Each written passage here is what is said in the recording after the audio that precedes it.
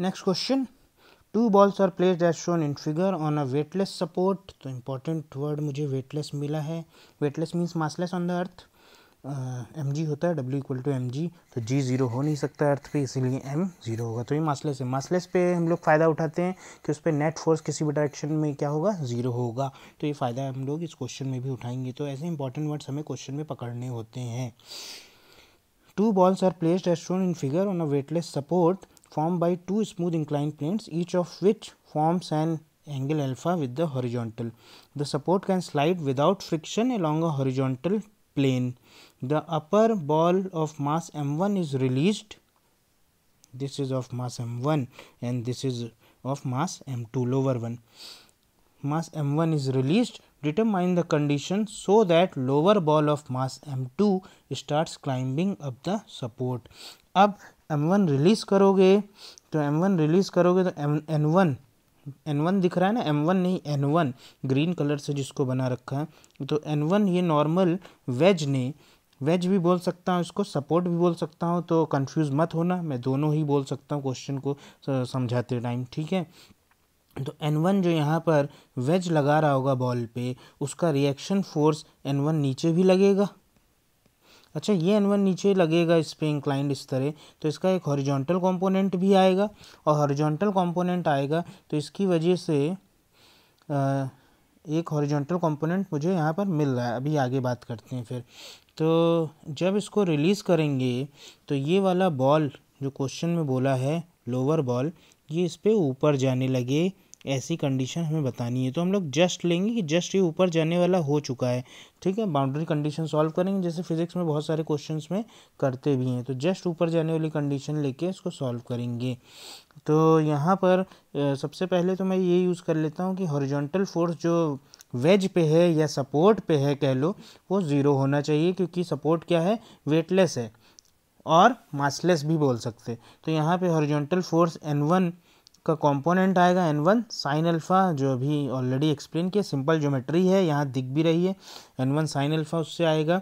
n2 जो लग रहा होगा इस पे, इस बॉल पे जो वेज ने लगाया, तो ये जो लोअर बॉल है ये वेज पे भी लगाएगी अपोजिट, तो यहाँ पे अपोजिट बना लिया है। इसका भी हॉरिजॉन्टल कंपोनेंट आया n2 sine alpha. These are equal and opposite in direction, their net will should be equal to 0. तो n1 sin alpha is equal to n2 sin alpha लगा लिया, n1 बराबर n2। तो ये मासलेस और या जो वेटलेस दिया हुआ है उसका तो यूज़ कर लिया। अच्छा, आगे बढ़ने से पहले एक जनरल टॉक, ये जो वर्ड्स हैं कई बार ITJ यूज़ करता है, बहुत बार यूज़ किया है। क्या क्या वर्ड्स यूज़ करता है, massless, light, very light, vanishingly small mass, है ना। ये सारे वर्ड्स हैं जो हमें पकड़ने पड़ते हैं। वेटलेस भी, जैसे इसमें जो हमें पकड़ने पड़ते हैं कि हाँ अरे बॉडी वेटलेस, मासलेस, ये सब दिया हुआ, वेनिसिंगली स्मॉल है, वेरी लाइट है, तो उसमें नेट फोर्स हमें क्या करना होता है, जीरो। तो यहाँ पे मैंने नेट फोर्स हॉरिजॉन्टल डायरेक्शन में जीरो करा के एक कंक्लूजन निकालना कि n1 will be equal to n2। अच्छा, यहाँ पर तुम लोग मुझसे ये पूछ सकते हो कि सर ये नॉर्मल फोर्स क्यों नहीं दिखा रखा आपने n3, इसको n3 नाम देके आपको सर ये भी दिखाना चाहिए। तो सोचो, इसमें ये जो लोअर बॉल है just about to leave the right incline plane के नाम रख लेता हूँ, राइट लेफ्ट बोलने में बहुत कन्फ्यूजन होगा। इसको बोल दिया इंक्लाइन प्लेन 1 राइट वाले को, लेफ्ट वाले को इंक्लाइन प्लेन 2। तो मैं बोल रहा हूँ just about to leave the incline plane 1 और चढ़ने लगेगा ये 2 पर। तो इसीलिए जब ये लीव करने वाला होगा तो नॉर्मल कितना हो जाएगा, 0। इसीलिए मैंने इसको डायग्राम में दिखा नहीं रखा था, तो इसको हटा देता हूँ, ये हटा दिया। अब आगे चलते हैं, एक ही क्वेश्चन मुझे मिल गई है। दूसरी क्वेश्चन देखना, बहुत ही प्यारे ढंग से बनाई गई है, सीखने के लिए बहुत ही अच्छा स्टेप है वो। हम बोले कि जब तक ये इसको लीव नहीं किया है लोअर बॉल इंक्लाइन नंबर 1 को, तब तक दोनों के कंपोनेंट्स, दोनों के एक्सेलरेशन के कंपोनेंट्स, दोनों मतलब m1 and m2, lower ball and upper ball, ये अपर बॉल का मास m1 और लोअर बॉल का मास m2, इन दोनों के एक्सेलरेशन का components perpendicular to incline plane 1 क्या होगा, सेम होगा। अच्छा, perpendicular to incline plane 1 same इसलिए होगा क्योंकि दोनों इसी इंक्लाइन प्लेन पे अभी सटे हुए हैं, अभी लीव थोड़ी किया है लोअर बॉल ने।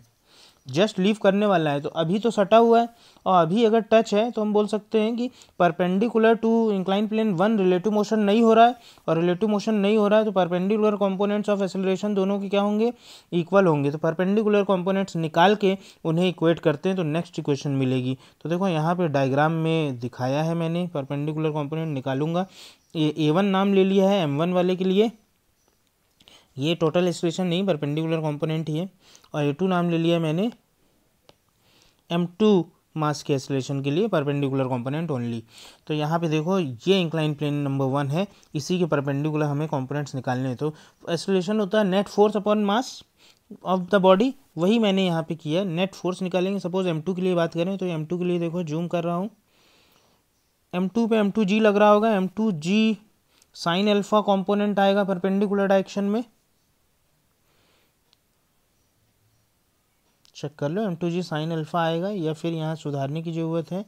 M2G ये एंगल अल्फा है, ये 90 माइनस अल्फा होगा, ये एंगल अल्फा होगा। हाँ तो बिल्कुल यहाँ पर सुधार करनी है, और सुधार करनी है, M2G साइन अल्फा नहीं होगा, ये कॉस अल्फा होगा। समझ में आया? फिर से देख लो, सिंपल है, ये एंगल अल्फा है, ये एंगल 90 माइनस अल्फा होगा, तो ये जो पर्पल कलर से लिखा है ये एंगल अल्फा होगा, दिस वन, तो ये एंगल अल्फा आ चुका है, तो ये M2G कॉस अल्फा आ रहा है। अब अगर मैं एक्सेलरेशन निकालूं इधर A2 जिसको बोला है मैंने परपेंडिकुलर डायरेक्शन में, टू इंक्लाइन नंबर 1, ये इंक्लाइन 1 है, M2G cos alpha minus N2 sine pi by 2 minus 2 alpha, ये तो फोर्स हो गया अपॉन मास M2, ये देखो यहाँ पे लिखा हुआ है अपॉन मास M2। इसी तरह M1 के लिए करते हैं, यहाँ पॉइंट ऑब्जेक्ट की तरह दिखाया, ये पूरी बॉल ही है जिसको पॉइंट की तरह दिखाया है यहाँ पर। इसी तरह मैंने यहाँ पर भी पॉइंट ऑब्जेक्ट की तरह दिखाया बॉल को, N1 लग रहा है उस पर, M1G लग रहा है, दो फोर्सेस लग रहे हैं। M1G का component perpendicular to incline plane आ जाएगा M1G कॉस अल्फा, और ये अल्फा ही है, M1G कॉस अल्फा, और परपेंडिकुलर में तो पूरा पूरा N1 लग ही रहा है। तो कितना एक्सेलरेशन इसका आ रहा है, A1 is M1G cos alpha minus N1 upon mass of the body M1, ये यहाँ पे लिखा हुआ है। दोनों के एक्सेलरेशन अभी इक्वेट किए हैं, क्योंकि अभी M2 ने इंक्लाइन प्लेन 1 को छोड़ा नहीं है, तो परपेंडिकुलर डायरेक्शन में एक्सेलरेशन के कंपोनेंट्स इक्वेट किए। तो यहाँ से सॉल्व करके मुझे मिलता है M2 is equal to M1 cos 2 alpha, तो यहाँ पे मैंने वैल्यू रख दी है। वैल्यू कौन सी रख दी है, ये इक्वेशन 1 में वैल्यू पता कर रखी है N1 इक्वल टू N2, तो उसका पूरा यूज़ कर लिया, N1 को N2 रख दिया है, तो यहाँ से कैंसिल हो जाता है N2 सारा, और N2 कैंसिल होने के बाद हमें मिलता है M1 is equal to M1 cos M2 is equal to M1 cos 2 alpha.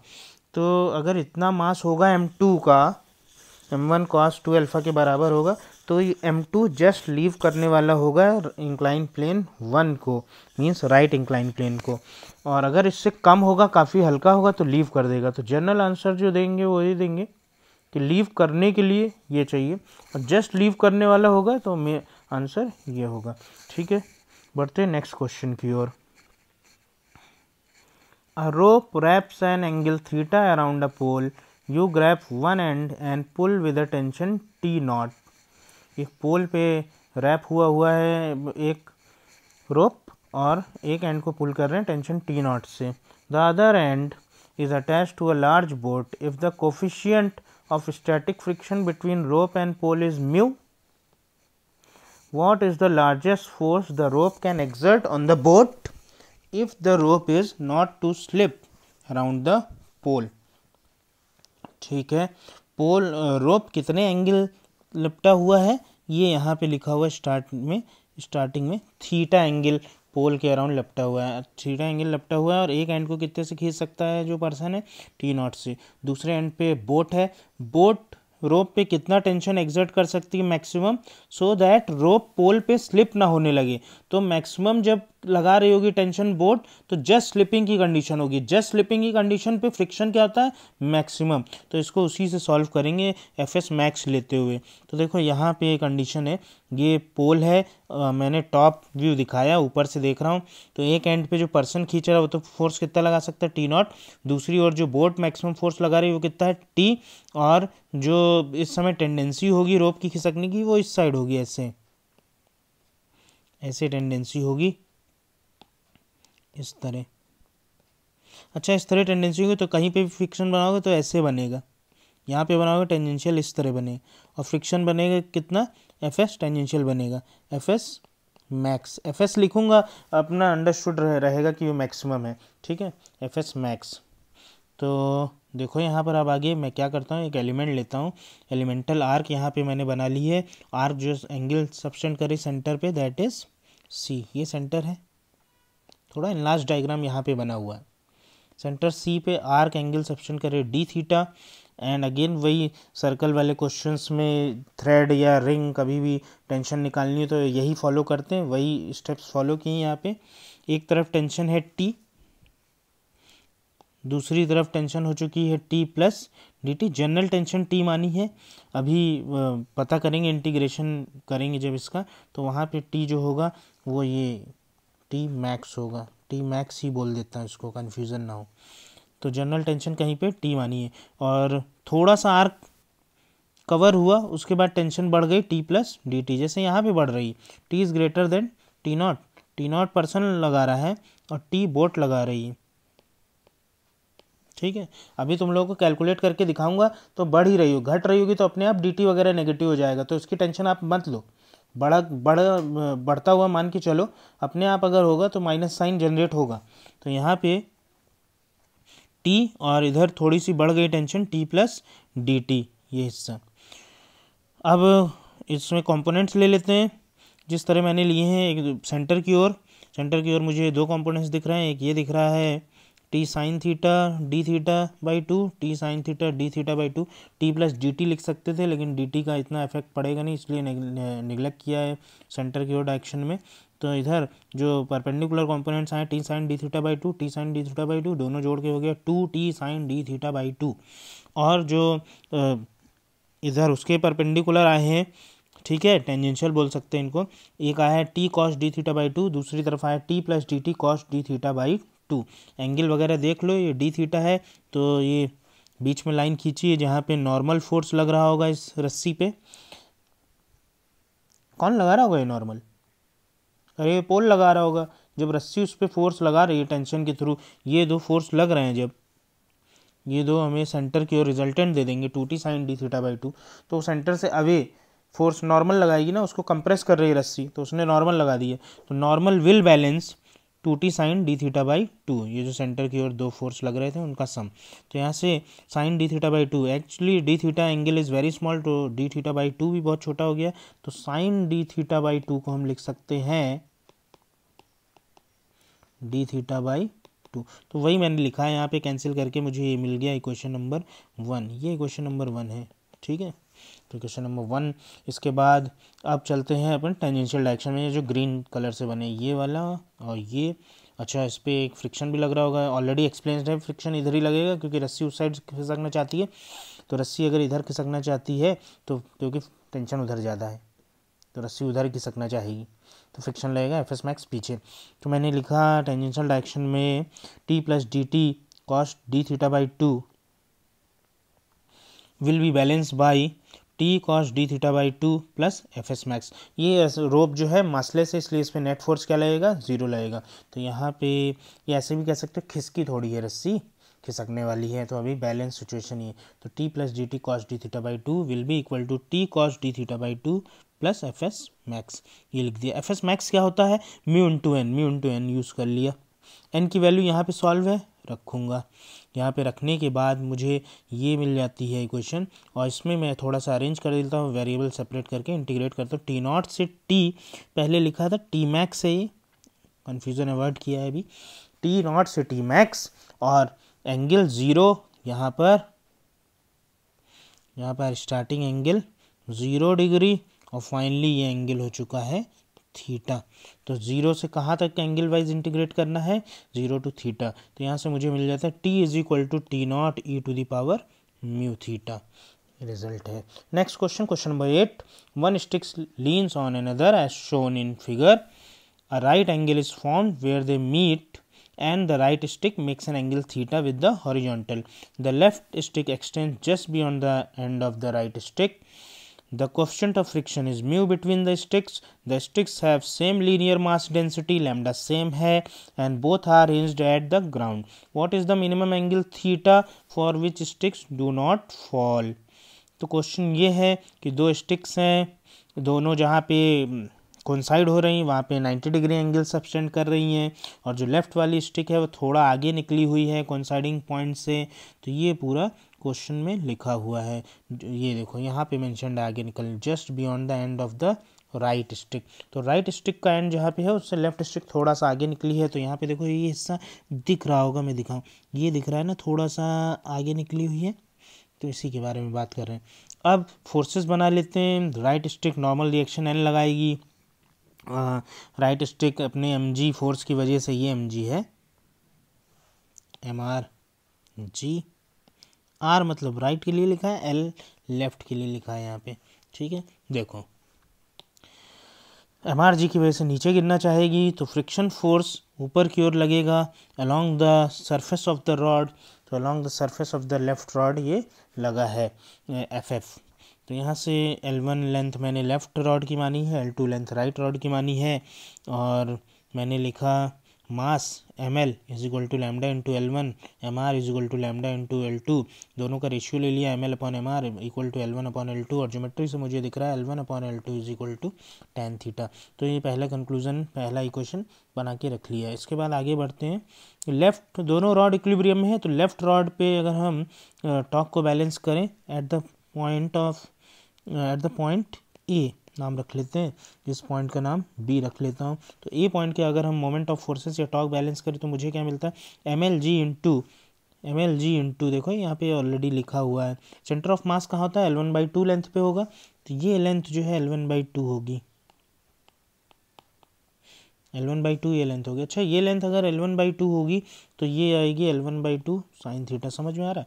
तो ml g into L1/2 sine theta will be balance by normal into L1, ये 90 डिग्री तो है ही है, तो नॉर्मल इंटू L1। तो यहाँ पे देखो वही मैंने लिखा है, normal into L1 will be balance by ml g into L1/2 sine theta, जो अभी समझाया। अब इसको लिखने के बाद मुझे ये नॉर्मल मिल जाता है n। अच्छा, n मिल गया तो इसको इक्वेशन नंबर 1 बोल दिया है। और इसके बाद मैं राइट एंड पे आता हूँ, यहाँ पे बी पॉइंट के अबाउट टॉर्क बैलेंस कराता हूँ। तो यहाँ पे mr/g into L/2 cos theta, ये जो लेंथ होगी अगेन वही उसी की बात कर रहा हूँ। यहाँ पर ये L2/2 होगा सेंटर ऑफ मास, तो ये टॉर्क देगा mr/g into L2/2 cos theta. This will be balance by the torque of ff, ये इस तरह क्लॉकवाइज टॉर्क दे रहा है, और mr/g एंटी क्लॉकवाइज, तो ये बैलेंस कर लेगा। ff इंटू, ये अगेन 90 डिग्री दिख रहा होगा, ff into complete length L2, तो ff इंटू L2, देखो यहाँ पर ff into L2 is equal to mr/g into L2/2 cos theta, ये दूरी। तो टॉर्क लिखने के बाद हम लोग आगे बढ़ते हैं। ये टॉर्क लिख लिया, यहाँ से मुझे ff की वैल्यू मिल गई। अब एक जनरल रिलेशन होता है कि ff should be less than और equal to mu N. Maximum की बात करें तो इक्वल टू म्यू एन लिख देना, यहाँ मैंने जनरल सॉल्व कर लिया, fs should be less than और इक्वल टू म्यू एन। तो यहाँ से आता है ff की वैल्यू रख दी, n की वैल्यू रख दी, इक्वेशन 1 और इक्वेशन 2 से लाए हैं, ठीक है। फिर से दिखा दूँ वैल्यूज़, ये इक्वेशन 1 से n की वैल्यू लाए हैं, ये इक्वेशन 2 से ff की वैल्यू लाए, रख दी। यहाँ पर रखने के बाद थोड़ा सिंप्लीफाई किया है, ml अपॉन mg यहाँ पर मिला। अच्छा, ml अपॉन mg क्या रखें, देखो पहला कंक्लूजन यहाँ पर ये मिला था ना, इसको यूज़ कर लो tan थीटा। तो यहाँ पे मैंने tan थीटा यूज़ किया, tan theta into tan theta, tan square theta बन गया। तो यहाँ से जनरल रिलेशन आ गया, theta should be greater than और equal to tan inverse 1/μ। Minimum पूछा गया तो theta minimum will be equal to tan inverse 1/μ, ठीक है। तो इस वीडियो में इतना ही बच्चों, उम्मीद करता हूँ आप लोगों को ये वीडियो पसंद आया होगा और काफ़ी कुछ सीखने को मिला होगा, ठीक है। सब लोग ऐसे ही सीखते रहो, बढ़िया रैंक लेके आओ, तभी मेरी मेहनत यहाँ पर सक्सेसफुल होगी, ठीक है। नमस्कार।